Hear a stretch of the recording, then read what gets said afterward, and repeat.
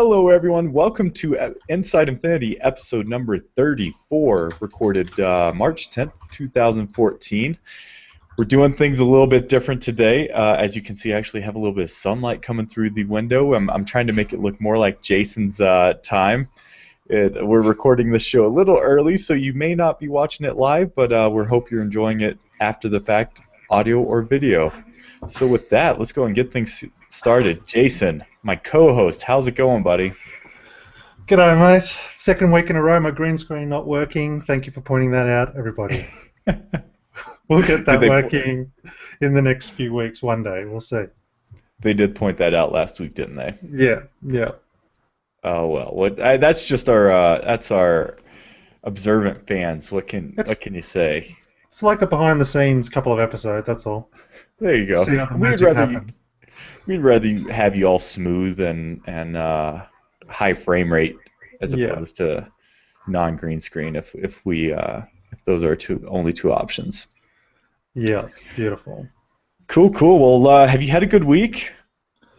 I have. I stuffed up this morning on my live review, and the first half is inaudible. My microphone was not set up properly, so anyone watching my video this week, just sort of skip forward about, probably 15, 20 minutes, something like that. No recap, and I'll do a little bit more of a recap in this episode, considering I didn't have a microphone on for the first part of my review this week. So expecting record low views this week on that particular review. But other than that, it was a good week. Good. Glad to hear it. Well, it's going to probably be a pretty slow episode today. There hasn't been too much Disney Infinity news, although a little bit more news than last week. It's been a long time since you and I have just done a show together, hasn't it? Yeah, very long time. So expect the quality to go up today then, I guess, eh? No distractions. We don't have... Well, I was going to say we don't have Steve, Lloyd, Travis, or Pirate, but actually Pirate's going to be making kind of an appearance later in the show. So it'll be a tight ship. Yep. All right. Well, if you want to watch the show live and chat with us, you can do so every Monday night, generally 8 p.m. Mountain Time. And we have a chat room. Just go to InsideDisneyInfinity.com. You can chat with us and give us a hard time, make fun of Jason not having a green screen. There's no one in there today, but it's because we're at our not our normal time. So with that, let's just go ahead and get things started with the news. We don't have any rumors this week, so I guess that's a good thing. I don't know. I kind of want more rumors because rumors means that we might be hearing something from Disney Infinity 2 pretty soon, and as of yet, we've got nothing. No, they're very tight-lipped, aren't they? Yeah. Well, who knows? I mean, the announcement could be a ways off, or it could be right around the corner. So we'll keep our fingers crossed that it's right around the corner. Definitely. Well, the first item is it's kind of a recap from last week. Last week we discussed the Windows 8 version of the game being updated to include some more stuff in it. The ability to use Power Disk and purchase characters and kind of these play sets, which also unlock adventures. Well, we discussed if that was the case on the Windows 8 tablet app or the iPad app, and this week the iPad app was actually updated and it mirrors it identically. So everything that we discussed last week with the PC version should now be in the iPad version. It's pretty cool, Jason. I played around a little bit with it. I don't know if you've had a chance to check it out on the iPad Mini, but it's a nice update.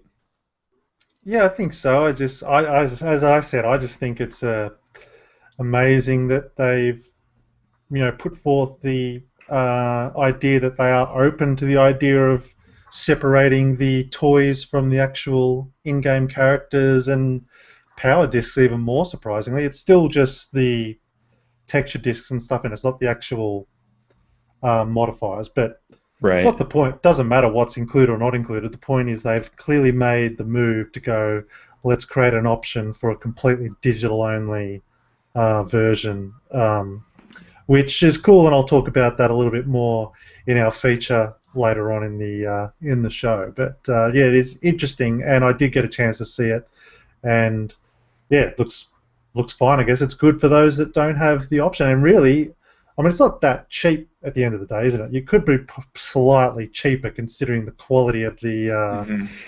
the textures and stuff like that. It seems to me that you're paying nearly the full console price um, for these things that's Yeah. not really up to the same sort of quality. So, nonetheless, interesting. Yeah, I mean it's good, like you said, to at the very least have the option. But yeah, it's if you were to do purchase everything, it would be pretty expensive, that's for sure. Hmm. Um, Luckily, we have most of that stuff already unlocked, so it doesn't really affect us too much. But still, and I guess I agree with you. I like the fact that we have the ability now to download these things digitally, and I mean it's really the only way you can do it with the iPad. But it like you said, it lends to the idea that they might be open to doing something like this as at least an option. Yeah, definitely. And it's effectively the free-to-play business plan, isn't it? Really, regardless of what the other ones is, it's a free app that you download, and then there's mini transactions on top of it, which is Mm. the very definite definition of a free-to-play model. So it'd be interesting to see if they perhaps really embrace that in the future. Hmm. Yeah. Yeah, I mean that could greatly open the doors up a little bit to Disney Infinity too, especially as a platform that could be ever expanding if they chose not to release another version after that for a long time. Absolutely. So cool, cool. Well, that is that bit of news. Let's move on to the next thing. So this information actually came from Travis at Vinylmation Kingdom. He wrote in. He was on the show last week, and he gave us some other good news, which is great because it was confirmations of some things we talked about last week. While yeah, giving us something to talk about. So thanks for that, Travis.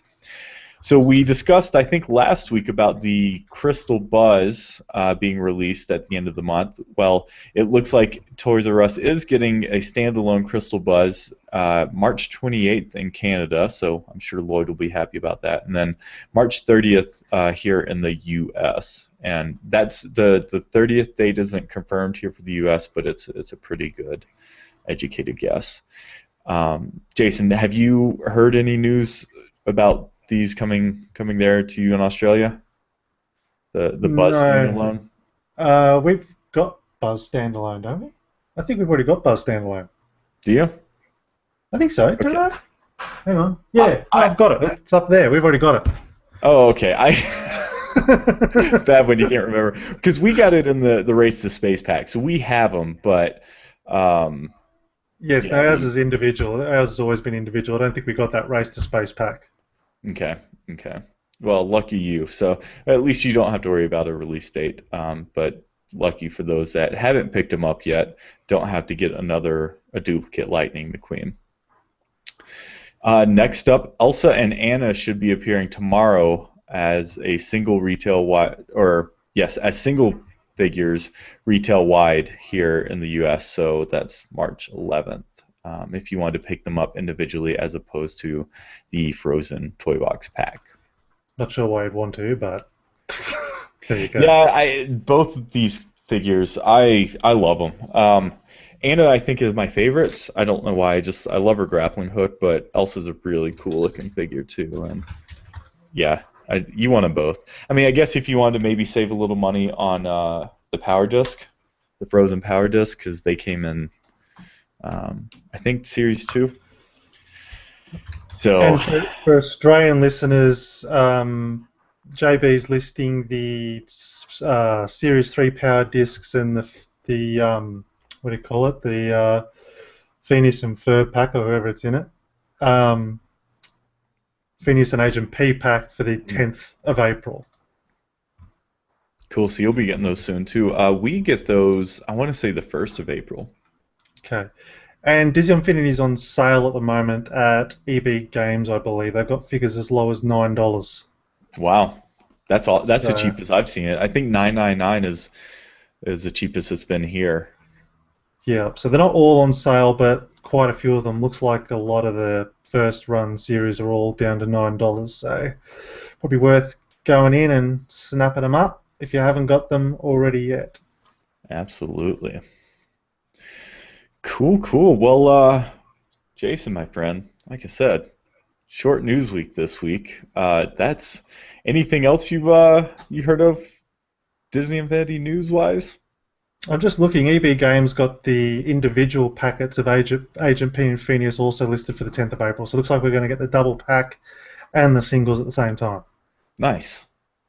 Yeah, but then you'll be missing those. Power discs. Yeah, yeah, which are really cool. Yeah, and it works out way more expensive. So that's again obviously a silly purchase to Buying them go ahead with. individually. Yeah.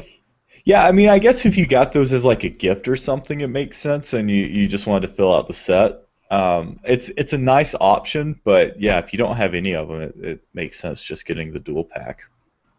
And I guess if you're not a completionist and you just really like that character, you just like Agent P, but why pay the extra $10 or whatever, $11 or whatever it is to get the other character if you just don't care about that character? So I guess Yeah, that's you know, all right, I guess. that's something else. So yeah, but anyway, interesting. You might know. I mean, it's kind of half related. I was just reading before, looking at, isn't that Xbox One game coming out? The Little Big Planet style level builder. What's it Project called? Spark. Project Spark. That's coming out soon or something, or it's a Uh, beta or something like it's that. it's in beta right now, and I've actually played it. And I'm glad you asked me that because I wanted to mention it on this week's show. So, what is Project Spark? Project Spark, like you said, Jason, is kind of like Little Big Planet. It basically what it reminds me of is a combination of Disney Infinity and Minecraft. So, and even then, it's not. It's so much more than that. So, it basically allows you to create your own game. One thing that's really neat about it, though, is that I was actually able to. It, it, I was able. I understood the game a lot more just from playing around in Disney Infinity because it's like Disney Infinity cranked up to volume 100. It is so complex, but because have experience with the logic toys and stuff and Disney Infinity, it really allowed me to understand things a little bit better. Some of the things I noticed is that. So, what are some of the things we've talked about as far as that we want in Disney Infinity? Well, A, we want to be able to manipulate size.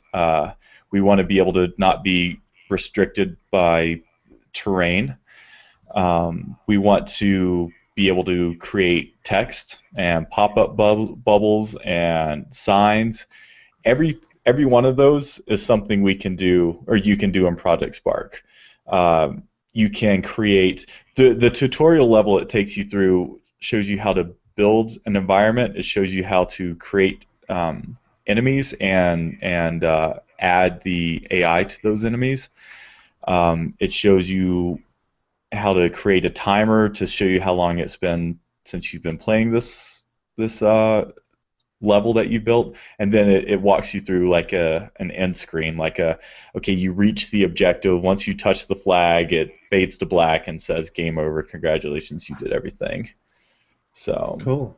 What about visually though? Is it all locked in that fantasy style? Like it's very, Lord of the Rings esque Hobbit style imagery, World of Warcraft almost. uh honestly, I haven't played it enough. Everything I've seen though has been like that. So that, I mean, have you ever played the game Fable on 360?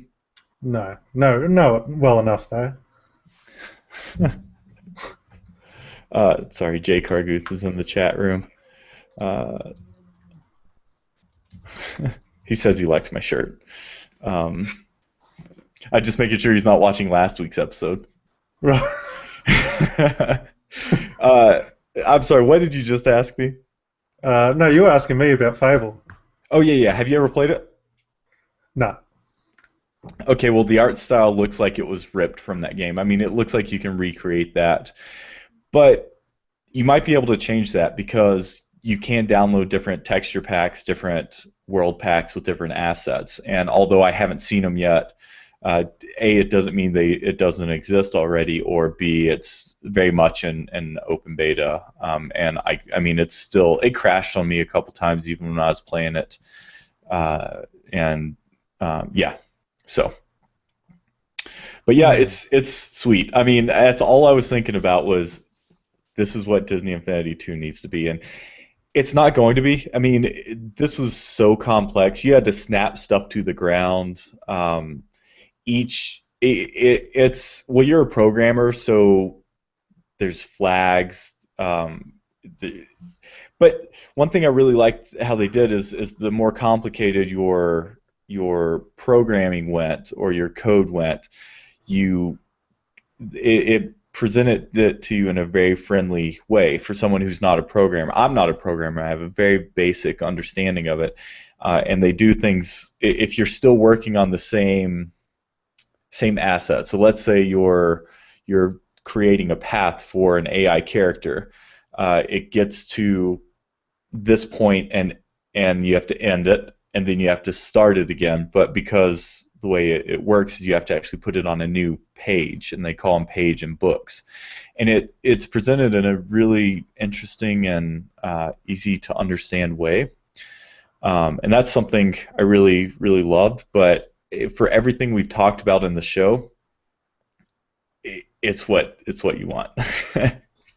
It's interesting though, isn't it? Because at the end of the day, I mean, there's a fine line between something becoming not too difficult, but like too broad and I think that's what's good. I think what's good about the Disney Infinity is because they have sort of honed in on that toy concept allows Mhm. for, as we've seen, really rapid development of toy boxes without having to get bogged down too much in Mhm.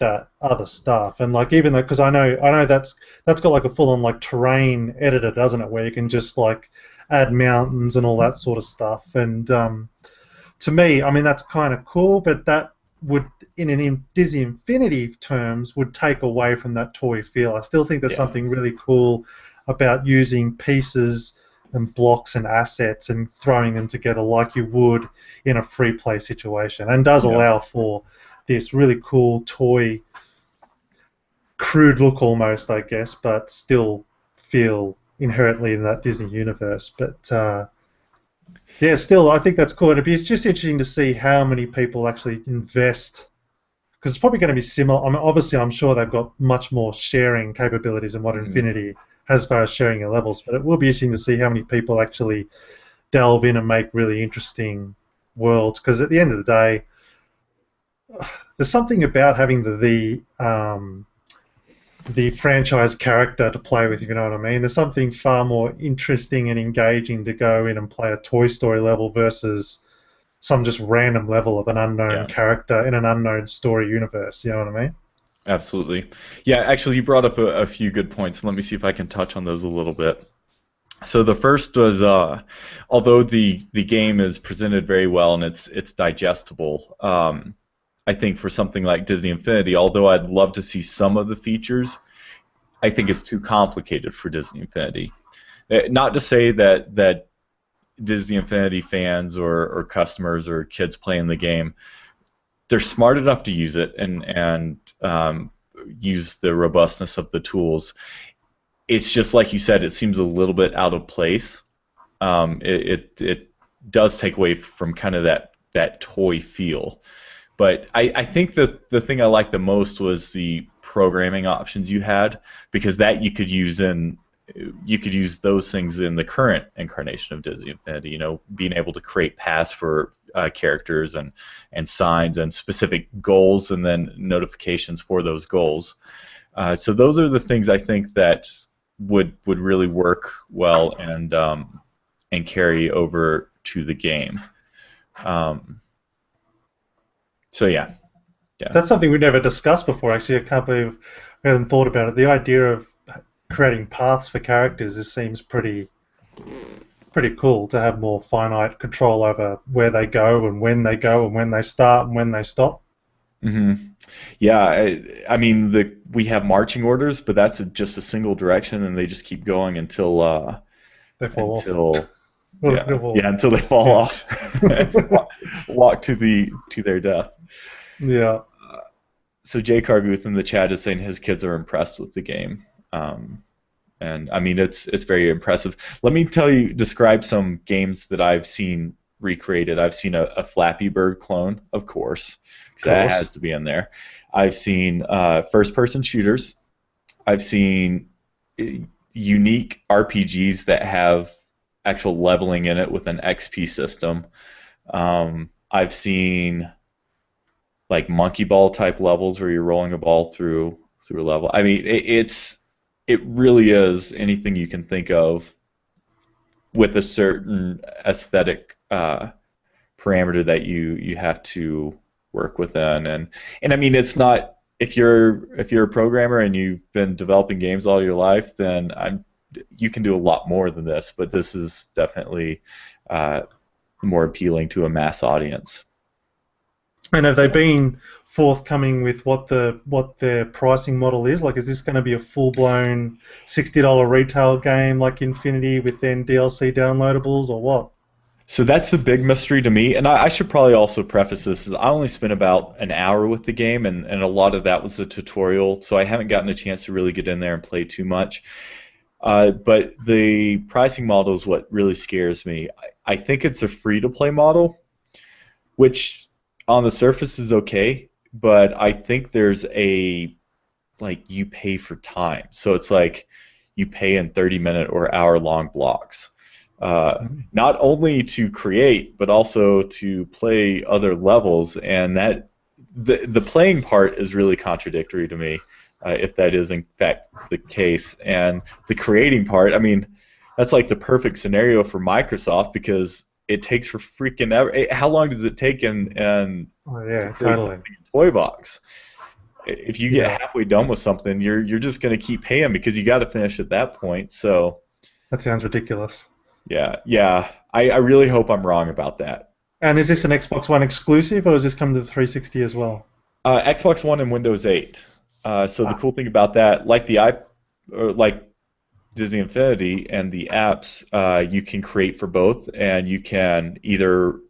it can either require a keyboard and mouse, it can require a gamepad, or it can work with both. And as long as it's universal compatibility as far as control scheme goes, then anything I can create on an Xbox works seamlessly on Windows 8, which is pretty cool. okay, that's cool. Well, one to keep an eye on anyway. Absolutely, yeah, and I hope that I hope it is coming out early enough for Disney Infinity, the team at Disney Infinity, Avalanche, and Disney Interactive to take notice and maybe pull some ideas from that game. Um, the way you assign stuff, so AI in the game is called a brain, and AI can be attached to anything, not just characters. But there's like sub menus, so there's like you press a button to go to the brain, and then you have kind of a circle wheel that you just point your thumbstick to whatever you want to click on, and then that might have a subfolder. But it's categorized like that instead of this kind of ribbon thing that you have with Disney Infinity. It's categorized in a spinning wheel that has kind of like subfolders. So yeah, it's one to keep an eye out on, and like you said, hopefully Disney Infinity will take notice and pull some things from it. Yeah. Cool. All right. Well, awesome. That's it for the news this week. Now let's talk about the toy boxes of the week. As Jason always does, he reviewed them today. He talked about his audio problems a little bit. Jason, do you want to talk about the toy boxes and then we roll what we have from Pirate, or do you want? Um, why don't we start with Pirate just so we don't double Okay. up anything? So our good friend Pirate Steve, he's a good friend of the show. He submitted a toy box for this week's underwater challenge, and he actually got second place. So he was unfortunately unable to be with us here tonight. We wanted to hear about his playset or his toy box. So I asked him to send us a video, and unfortunately, he did send me a video, but it is upside down. So all of you fine folks out there, if you're watching, you're just going to get a nice Inside Infinity placeholder and Pirate's voice. And if you're listening to the podcast, that's not a big, the audio version, that's not a big deal. So with that, let's go ahead and roll what Pirate has to say. Long weeks to work on it, as well as an extra week long of waiting to see if whether or not it was going to be picked as a featured selection or not. The toy box is a racetrack based on the Little Mermaid movie, but as a catch, it's the point of view of Ursula. And you know me, I always have to let the Disney villains win. So Ursula wins this battle again, and if you haven't played it yet, you should definitely download it and give it a try. It's a very challenging course, but like I've said before, people call Ursula a real witch, so I had to make the track that way. And hopefully you get to play it. Definitely let me know if you like it or not. Go on YouTube for the Disney Infinity video for the race, and let me know if you like it. You can email me at the Inside Infinity email address that Will give you later. You can also find me on Disney Infinity Fans forums. Let me know if you like the featured boxes I'm creating, and if you want me to continue to make boxes. I also have one more box that I'm working on right now for the Monstrous Pranks Challenge. That is a lot of fun, and hopefully you guys and girls will get to play that one as well. So I will catch you later, and have an Infinity Day, because the possibilities are infinite. Awesome. Well, thank you so much for that, Pirate, and congratulations. He did want me to mention a few other things that he did not talk about in there. So he said that there was just under 5,000 toy box submissions for the Underwater Challenge, which is pretty impressive.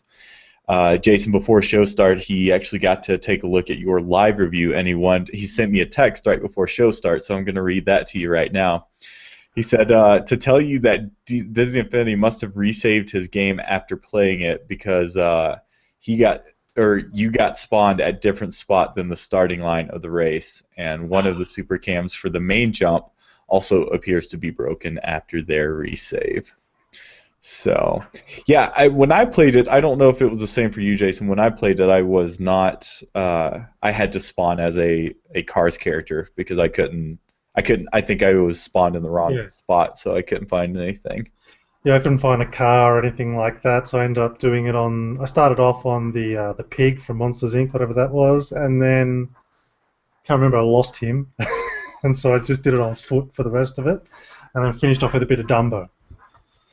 But I wasn't sure whether there was any interactive elements, because you had a lot of gates that you drove through, and I couldn't tell whether there was anything interactive necessarily. But I really loved, as far as I said in my review, if it was the part that got audio, so I'll repeat it here. I said, as far as a racetrack is concerned, it was a pretty cool racetrack. It had an epic jump, had some really cool set pieces. My favorite of which was this. What do you call it? Skeleton that you drove through with a pendulum at the end of it. And it's just really cool set pieces. Obviously, a really great 8-bit block version of Flounder and Bastion, I think it was. Sebastian. Sebastian, yeah. And was Ursula supposed to be Ursula, or was it just that it paled in comparison to the Ursula that was in the last video, in the last winning track? That's a good question. I'm sure he's going to write in and let us know. It looked like a kind of a variant Ursula to me. It was, I don't know. Didn't she get legs at one point? I don't know. Movie? Yeah, but it's funny you mentioned that. I was thinking the same thing, but I oftentimes struggle with the 8-bit characters. I mean, they always look so good, but especially on a racetrack, you kind of have to pause and find a good place where you have the distance to really see what you're looking at. But it was a really cool track. As I said, obviously a really great racetrack. I didn't actually get to race it due to the bugs of the save, obviously, but I thought it was a really good racetrack. But Wasn't my favourite of the week. I think, honestly, my favourite of the week was Father 911's, was it? I believe I said. The Australian East Current or whatever it is, the Mhm. AES, That was AEC, I think they call it. that was yes. I think it was Papa Echo. No, I don't think it was Papa Echo. I think it was Father 911, I thought. Okay, Maybe it keep was talking Papa. and I'll verify that. Anyway, regardless of who it was, one of the legends, the Toy Box legends, um, to me that was the greatest experience I used. Again, to me it kind of felt like a roller coaster. Hmm. It was very much a hands-off sort of just experiencing it, but like it felt, yeah, it had that classic dark ride roller coaster, kind of reminded me of a Space Mountain type experience. You're right. It was Father 911. I apologize. And he said, I didn't really get the reference. You might know I'm not the hugest Finding Nemo fan, but he was talking about some box or something, some person tank or something like that. But I took it as, to me, where you start in the level. Uh huh. It felt like, to me, a cinema, and it felt like you were entering into the world of Finding Nemo. That's how I interpreted it, I guess. But apparently, it was something to do with some person tank or something. Yeah, I was confused by that too because at first I thought it was like the classroom for Finding Nemo. Because you know how they start out Yeah, and class and then you kind of had that other little hub. I thought of you when I played that section because you're all about the yeah, foyers and yeah. it technically it wasn't, but I mean it served the same purpose. No, again, just a really cool experience that, yeah, had a great opening and then just a fun experience. The only downside, would have nice, because it seemed like it was an endless loop, Yeah, unless, I again, unless there left it was a on there bug. for a while. Yeah, it would be nice if it had a sort of some form of finale. I don't know what it would have been, but yeah, I think that was really cool. And again, just a good example of how not everything has to be a game. Hmm. Not everything has to be objective basis. It could be just, say, a visual treat, which that certainly was. Well, and for me personally, it was welcoming for that reason. It was nice to just be able to sit back and literally enjoy the ride. Yeah, Uh, and it was cool because it was, how can I put this? It wasn't like it was a loop. I mean, it was, but you had these different, you would cross a certain area and it would trigger something and then it would tilt one of them and then you would be on a different level and actually interacting with the floating creatures that the turtles and yeah, jellyfish, and it was amazing. I it really was. And equally highly commended was the winner of this week's, which had a most amazing Ursala Mhm. character in the level. It was really well detailed, and in fact, at the end, you find out it's animated, sort of, and really good game mechanics. It was a very much a timed um, fetch quest, so to speak. You had to get X amount of mermaids out of those tanks, but it was just a really fun, use of the rails in between platforms, and just a lot of fun just to play, and wasn't too serious. And again, just continues to blow my mind how with the different texture packs and stuff, that levels can look so different. Like sometimes you'll swear I've never seen that piece before, or how did they construct this area out of what pieces, because it just seems to flow so beautifully. But that was a lot of fun to play, and I was genuinely wanted to finish that one. I have felt like I had a very definitive start and a very definitive goal and end, which I thought was kind of cool. Yeah, and kind of unique too. I mean, it's so constricting when it comes to that. It I love it when people can really be creative and find a way to have an end. Yeah. While we're on the subject, so well, before we start our topic of the week, because that's unless you've got anything else to say on the top five, again, you can watch the video. Just skip forward till you hear audio if you want to hear deeper thoughts. But I just had a couple of thoughts literally just then. Well, one that I really. Has anyone ever explained why there's 100 limit on the downloads of the toy boxes in the system? Have you heard any technical reason of why it's limited to 100? No, I assume it has to do with server space, but these things are so tiny. Yeah, I but have no idea. you think you'd be able to keep it like fair enough keeping them on the server, but as you said, I'm sure they're ridiculously small. Um, you'd think they'd be allowed to keep unlimited amount as you've got hard drive space on your console. Anyway, side subject. I just thought because obviously every week when I'm reviewing all five, I have to go through the list and remember what each thing was, so I know which ones I want to delete and so on. I'm sure one day I'm going to delete ones that I'm going to regret deleting, but Well, it's that's my understanding if you've ever downloaded it at all, you will always have the option to download it. oh, okay. Well, I should try that one day just to confirm that. The other thing I'd really like to see, because now the toy boxes are like, I mean, well, obviously there's over 100, potentially in my download at any one time. I think it's time for them to start integrating or facilitating a category system because for a number of reasons. Like my daughter, during the loading screens when I'm on the iPad, she'll say, I want to go to that world, which you might point to the, like she wants to go to an incredible level, Incredibles level. It's just not the easiest thing in the world to find. It'd be really nice if you could have show me all the levels that are, themed on an Incredibles, or show me all the pirate-themed toy boxes so you could really quickly jump to those particular ones because that's the experience that they want to have.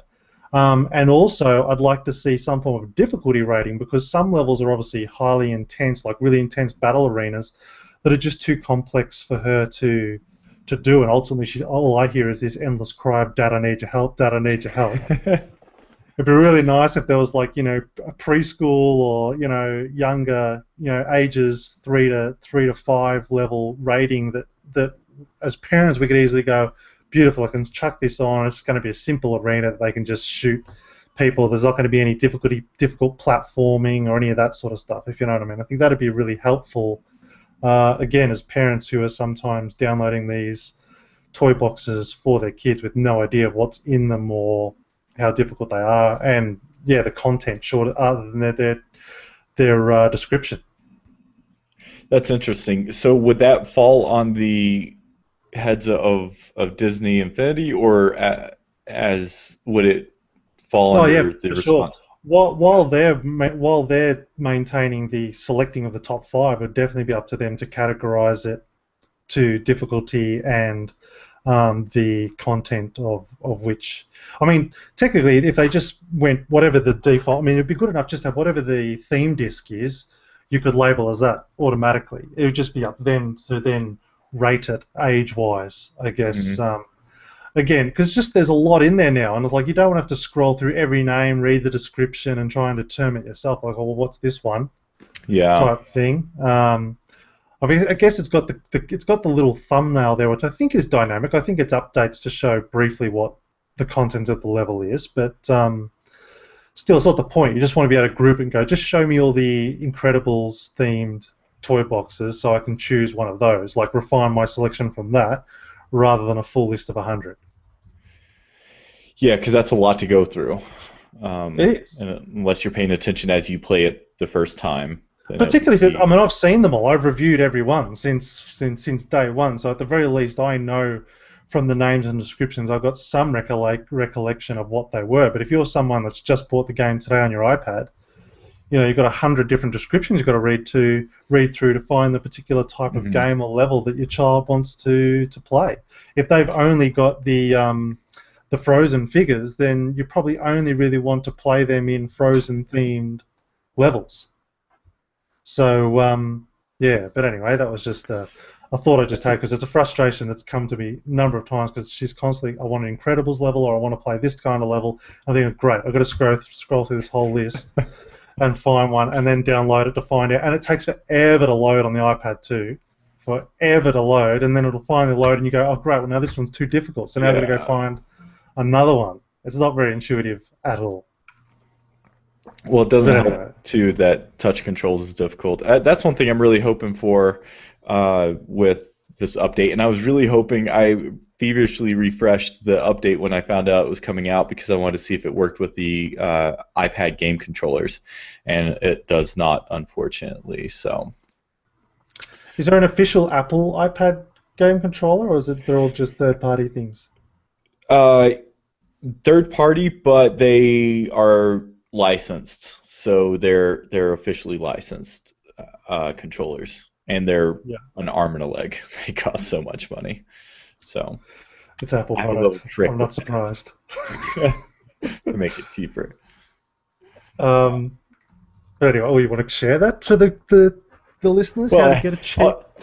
all you have to do is jailbreak your iPad, and then you can do what I do and use an PS3 controller, which is far superior than any other official controller out there. And you probably already have that. And if you don't, it also works with the Wii U Pro controller. And then for people like you, Jason, you can use the PS4 controller.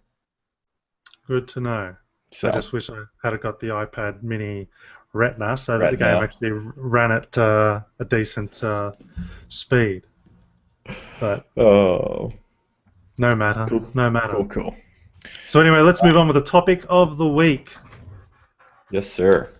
It So is a continuation of our discussion on what our idea of an Infinity 2 would be like, regardless of what Infinity 1 is or what we might actually think the actual Infinity 2 might be. It's more a hypothetical discussion. If we were the developers, what would we change and do in this world? And this week's topic is power discs, weapons, and accessories. So it's going to be an interesting conversation with just the two of us, completely wow. unscripted. I've only got one idea when this is concerned, so hopefully this will organically bloom into an interesting discussion. But if you've got anything you'd like to share off the bat before I share my one and only idea at this stage. Well, let me ask you. So, just what are the rules with this? You're asking about power disc weapons and accessories for Disney Infinity 2? Yeah, forget Um, power discs, obviously. It's more this case of what the content that's on the power discs. How okay, would okay. we, like, what are there any different types of things that we would introduce? Are there Mm. any, the delivery format and just generally how they work and so on. So, Yeah, why um, don't you go ahead? all right, well, as a sort of a continuation of last week when we were discussing the play sets and we're talking about the Haunted Mansion play set and the Black Pearl ship vehicle and stuff like that. I kind of feel like power discs are a pain in the butt as far as the actual physical disc because of their actual size. I mean, and again, let's based on everything we've seen, Disney Infinity is going to be with us for a long time. Hmm. So, are we really interested in storing 400 of these plastic, discs that we've got to, forever sort through and so on? And but there's something cool about that physical collection, so to speak. So, Hmm. I'd love to see the move to go to cards, to trading cards. And my idea would be that I love the idea of the trading cards being a representation of the playset or the vehicle retail box. So on the front, it looks like a blister pack. It looks like your classic action figure with the plastic thing, or to use the He-Man Castle example, you've got what the box would look like if there was on an actual toy shelf. You've got it with the the little insert picture of the child playing with the playset, and then on the reverse of the card, you have a really nice description of like what film the piece is from, and maybe a description of what are the key mechanics of this playset piece or accessory, Hmm. gun shoots, whatever that can blow people up or shrink them down type thing. But yeah, the idea is that just this representation of what the product would look like if it actually was a physical toy in a physical toy store. And these things would still be readable in some format, but obviously the beauty of a card is it's a lot thinner, a lot easier to store, and creates this again. This just adds to this toy free play aesthetic that they're sort of going for, I guess. Yeah. Don't you think that sounds Well, cool? I like that idea. Yeah, I like it a lot. I like the space saving aspect of it. It also unifies the other cards we have in the form of the cards for the characters, and you know, I and you can easily add an RFID chip to a card. One sticking point that I still have with the power disk, and I get it. It's this physical action of putting the disk down on there, but some disk I don't think should be you should have to put down every time you want to use them, like texture and sky domes specifically. Yeah, So I like being able to scan it and it like registers to your account. If you ever scan those cards someplace else, then then it removes it from your account, and so you can still have that trading aspect. Uh, yeah, but I do like having to being able to put in an album, and not this album. This album's really cool, but it's that thick. And assuming we had cards, I mean that could hold 100 series of cards as opposed to one series of disc. spot on. Not to mention, obviously, the obviously far cheaper to produce and so on. Well, technically, you think they're far, but again, it just allows for more artwork, cooler artwork, and I think that's the coolest part about it. Like if you get the Ducktales money bin thing, I want to see some really cool Ducktales artwork that's attributed to it. You know what I mean? Hmm. Show me some an artist rendition of what this looked like with Scrooge diving through it type thing, or um, I also think sort of this would coincide with, in my opinion, the death of the, or not the death of, but the the actual the reader, the Infinity Reader. I like the idea of just making that completely optional because I know this game's designed for kids, but we're not all kids playing it. Reality check. Um, and we've said it before. I think why not take advantage of the Kinect and the PlayStation 4 camera and just read the cards using the cameras of these systems. And as you said, once you've unlocked it, it's tied to your ID, and then there's no need. You can still, if you want to, plug the Infinity Base in if you want the physicality of switching the figures out. Um, but why force it? Why break your game if it's not plugged in? Yeah. It just means that if it actually physically breaks, we're forced to buy a new playset at this stage to continue to play our game that we've spent all this money on. So I think that would be another advantage of going to a cards delivery system. Well, let me ask you this, though, Jason. And you just kind of alluded to it. I don't have kids yet, but this is going to be a lot more resilient than a baseball card. Is that a concern for you as a parent? I guess when I think cards, I'm actually thinking, particularly with RFID, I'd be thinking more of a credit card style card, Okay.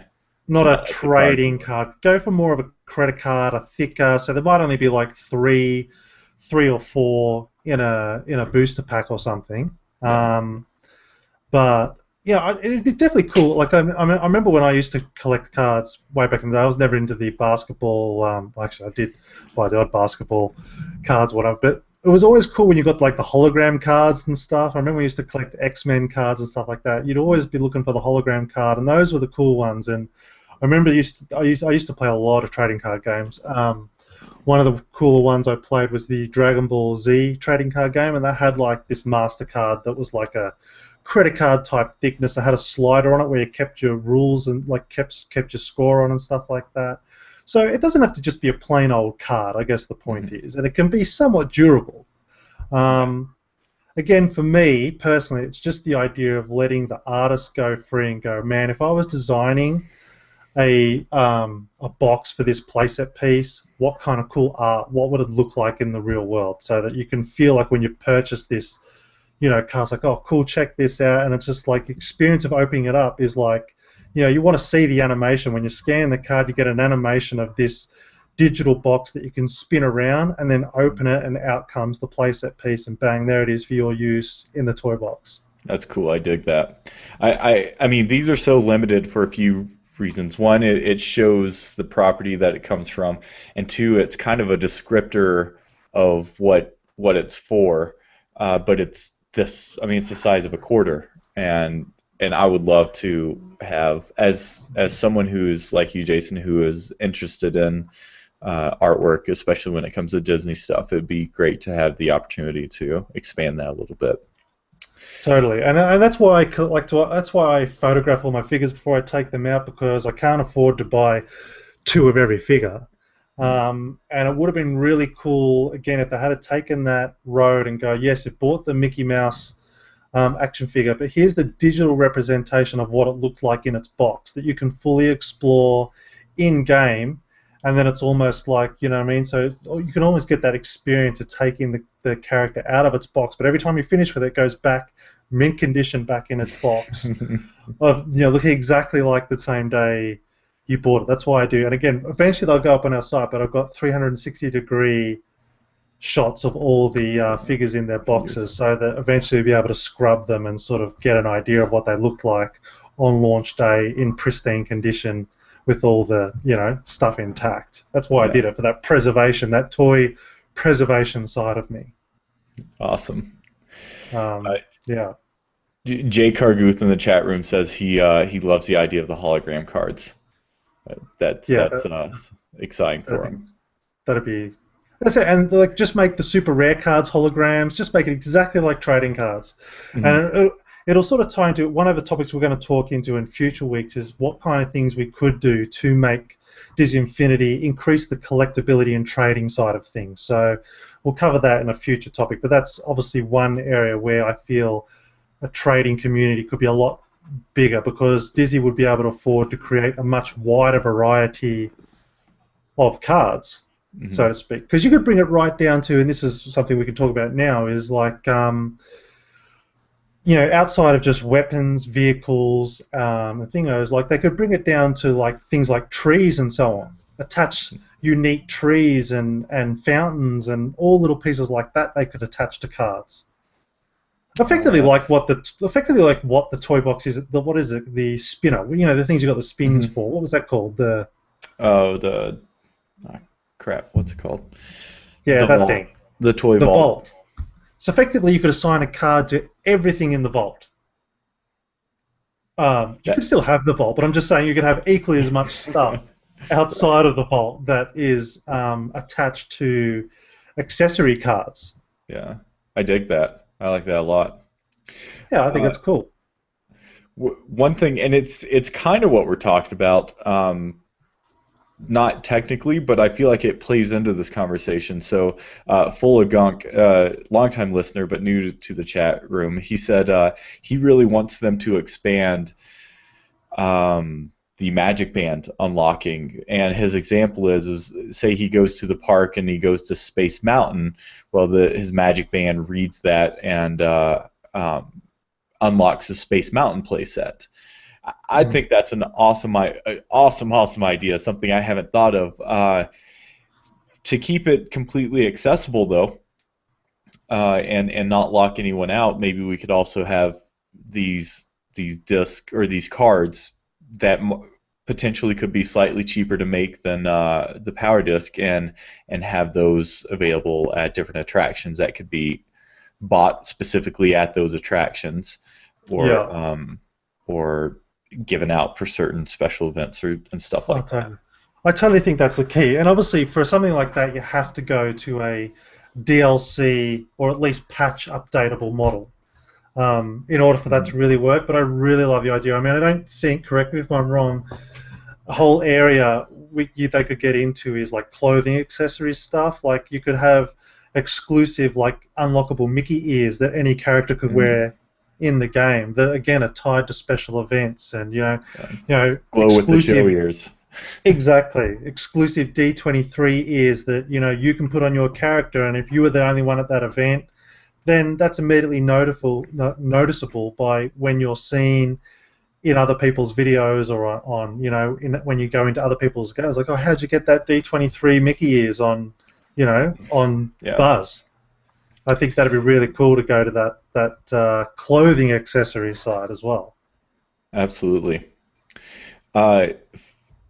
I just love the name. Fulagunk also brought up another great point. Unlike these discs, which have one purpose, and that purpose is to sit on your base and get something from it, he's saying that cards they're just collectible in and of themselves, and he's saying he thinks a lot of people would, especially if the artwork is really cool and it had some cool saying on it, specific to the character it's representing. People would collect those cards even if they may not be Disney Infinity people. Kind of like the figures we have now. I mean, there's people out there that are buying these figures that aren't playing the game. Absolutely. So. And many people are collecting, as we heard. Many people are collecting, and I kind of collect them. There's no real way to display them.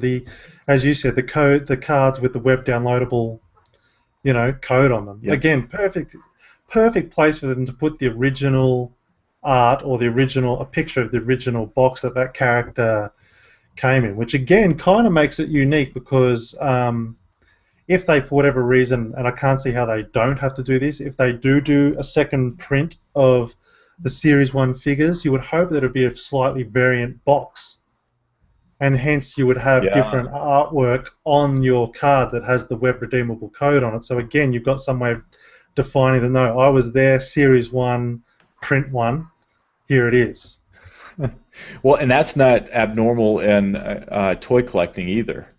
No, exactly. I mean, you might have two figures that are near identical, but they have different box art, and therefore they're valuable in their own respective ways.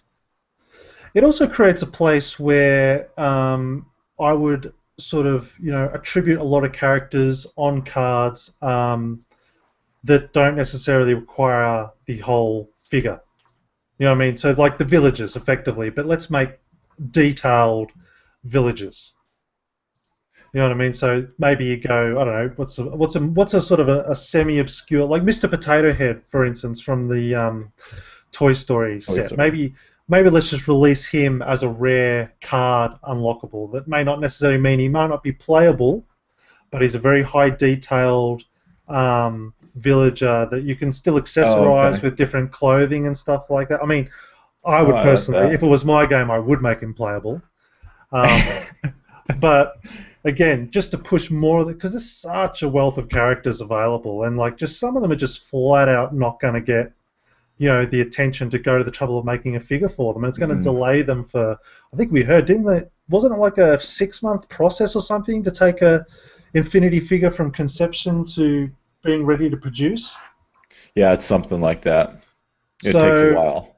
I just think they're just literally torching money by not increasing the rapidness of getting new characters out there. I mean, I would just be drooling if they brought out the evil queen from Snow White that can transform into the Haggard Witch and back on command. Like, just give me that on a card, for crying out loud. If you like, I'd love the figure, but like if I can just play with her in the toy box, happy to pay whatever you're asking for that trading card. You know what I mean? And again, it's like the person, again, I don't know who it was, but someone sent us the fan art of what they thought a series of Infinity figures might look. Infinity 2 figures. Remember that with they had the Aladdin figures, and that's what I'm talking about. Let's let the artists loose and go, show us what box art you would do for a really cool Black Pearl playset ship.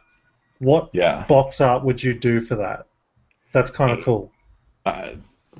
That's awesome, and it allows us to get some of that cool stuff without, like you said, the time, money, and energy for a full model or whatever, or full toy. And honestly, I cannot see it. I mean, that's not a lot of work. I don't know much about game development, but I can tell you it's not going to be that difficult for someone to whip up a toy-based 3D model of a character, throw in all of its AI or whatever, and then it's just artists after that. You know what I mean? It's not. I mean, it's obviously going to be a little bit of a process, but it's not a 6-month process. Well, they would recoup that cost in the sale of those cards anyway. In a heartbeat. In an absolute heartbeart. And just put 10 artists on it. You got 10 figures going at. You got 10 figures going at once. Like this stuff writes itself. What are you doing, Disney? Like, seriously. Yeah, why don't they hire you? You have it all figured out. It's like, dude, though, those, like, I collected, I don't know whether you had them in the States, but I don't know who made them. I collected, there was a Disney animation card set that came out when I was a kid, and it was like there was six or nine cards.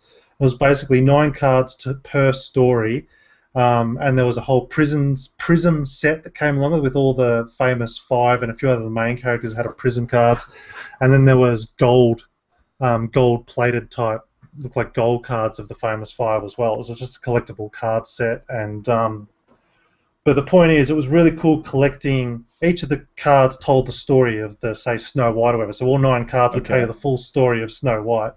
Just doing something like that, but then having an unlockable in Infinity on each of those cards, it would be just amazing, absolutely amazing. I dig it. Yeah, Let's get cards. The moral of the story. yeah. Let's do it. Let's just get the cards. I mean, again, I haven't. Discs are cool, but. Mhm. I mean, if you want to really keep the disc, let's put the disc on a card so that when you remove the disc, you've still got that cool card idea and you can redeem the disc digitally, keep your disc. But if we're like us, I don't want to have to be pulling albums and albums of discs out. I can just leave it in a cupboard. So yes, I've got the disc, but I don't need it to play my game. Yeah, I completely agree. Exactly the same with the characters. Just put a readable, scannable thing with the card that comes with it. Your character's unlocked. You never have to put it on the base again if you don't want. If you want that experience, it is available to you, but let's not force me to take up one of my only one of two USB slots on my PlayStation 4 with your power disc reader. That's funny. At the very least, make it wireless. Yeah. Make it Bluetooth connectable so that I don't have to take up one of my precious USB slots. Well, again, I want the option. I think there's ways of doing it. Still have the figures. The figures you still have to put stuff down on. That's completely fine with me. But I do really want the option of the cards or the power disc to be a single time like activation. Yeah, yeah. Well, I think we're nearly out of time, aren't we? Well, we might have to. We might pick the tail end of that one up because I'd still like to talk about potential new weapon types and different types of other accessories we could do, and maybe we'll pick that up next week. And if we've got a guest next week, they might be able to help us out with that. Absolutely. So yeah, next week's topic will be types of discs/cards we'd like to see in Disney Infinity 2. If you want to join in this conversation, you can do so like Full of Gunk and Jay Carguth in the chat room and join us there, or you can write to the show, info@InsideDisneyInfinity.com. That's also where you could give Pirate feedback from his clip earlier. So make sure you do that. We love hearing what you guys would like to see in Disney Infinity 2. Full of Gunk in the chat Jay Carguth really is looking for Robin Hood. I know that's a popular request, and totally is hoping for a Disney afternoon set, and I agree 100% with both of those ideas. So send those ideas to info@InsideDisneyInfinity, and we'll talk about it. Definitely. So Jason, I think that's going to be it for us, buddy. We did pretty good for not having much news. It was a great topic there at the end, and yeah. I thought it went well. Yeah, so we don't really talk about much on the show. Jason and I are obviously big Disney Infinity people, but we're also big Disney. We're also big gamers in general. So outside of our Twitter that you can follow if you want, you can also follow Jason and I on Twitch, where we do some video game live streaming. So my Twitch handle is I_Liam, and Jason's is Wanted Gamer. Live? Yeah, Wanted Gamer Live, yeah. All one word. So if you want to watch us play some video games other than Disney Infinity, make sure you follow us on Twitch there. Cool. Well, again, if you want to chat with us live each week and watch the show live, you can do so every Monday night, 8 p.m. Mountain Time. InsideDisneyInfinity.com. You can follow us on Twitter at InsideDinfinity. Go ahead and go to the website to check out all of our friends, and you can click on links to all of the people that we mention or websites that we mention here frequently on the show. You can just choose those on the sidebar. To watch the shows, make sure you check out our YouTube channel, youtube.com/Disney Infinity TV. And you can listen to us on iTunes and Stitcher Radio if you're on Android or Windows Phone. So with that, Jason, I think we might be done, buddy. In the can. Yes. That was great. It was a lot of fun, as always. My sunlight left me, so I don't know if you noticed that. But Jason, it's still early in the day for you, so you have some plenty of time for Disney Infinity gaming. Or whatever game you want to do. We'll see. All right, everyone. Thanks, guys, in the chat room for joining us today. Really appreciate it, and hope all of you out there listening or watching have a very wonderful week filled with infinite possibilities.